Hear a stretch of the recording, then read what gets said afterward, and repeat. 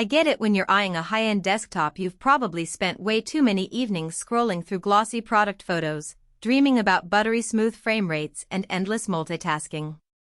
Then the box arrives, you hook it up, and suddenly the reality check hits. The machine is loud, the cables are a nightmare, and the performance feels good on paper, but under real-world pressure it just isn't the workhorse you imagined. That's why I'm doing this deep dive on the Dell Pro Tower Plus. The link is in the description if you want to check the product details on Amazon, because I want to help you avoid the same disappointment I've seen a lot of buyers run into. First off, let's talk about the kind of user who actually needs a tower like this.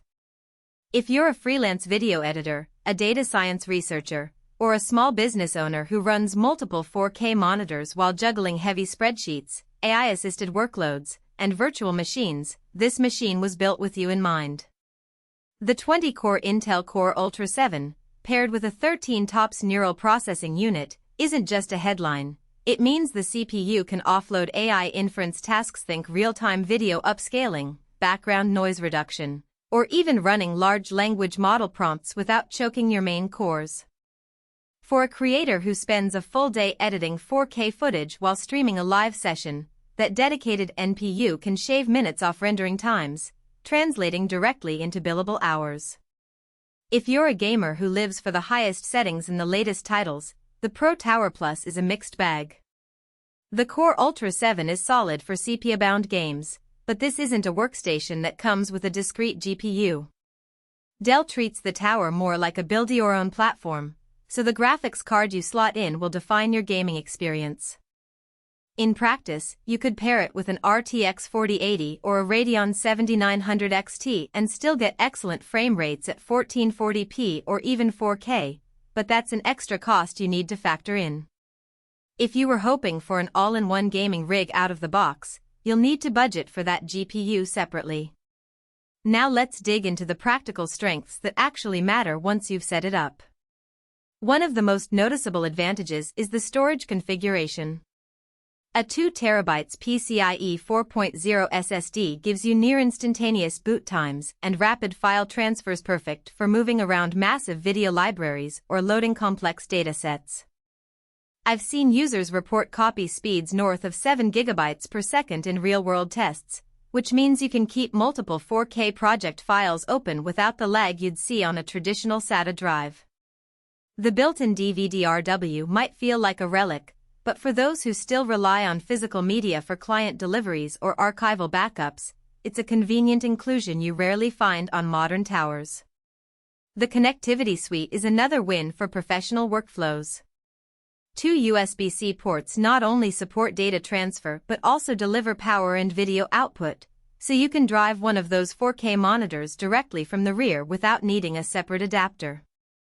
Coupled with 3 DisplayPort outputs, you can line up a triple monitor setup and keep all your windows, timelines, and chat panels visible. The Gigabit Ethernet port ensures a stable, low-latency connection for large file uploads, critical if you're transferring terabytes of raw footage to a cloud render farm. On the flip side, there are a few hidden trade-offs that could bite you if you're not paying attention. The tower's size is definitely on the larger side, which means it needs a dedicated desk space and proper ventilation. I've noticed that under sustained heavy loads, say, a 12-hour rendering marathon, the fans kick up noticeably louder, and the chassis can get warm to the touch. It's not a reliability issue, but if you're working in a quiet office or a home studio where ambient noise matters, you may want to invest in a quieter aftermarket cooler or place the unit under a desk with good airflow. Another practical weakness is the lack of pre-installed GPU.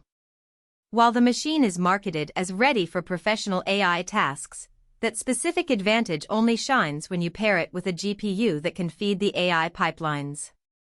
If you're not comfortable installing a graphics card yourself, you'll need to consider the additional service cost of having a technician do it for you.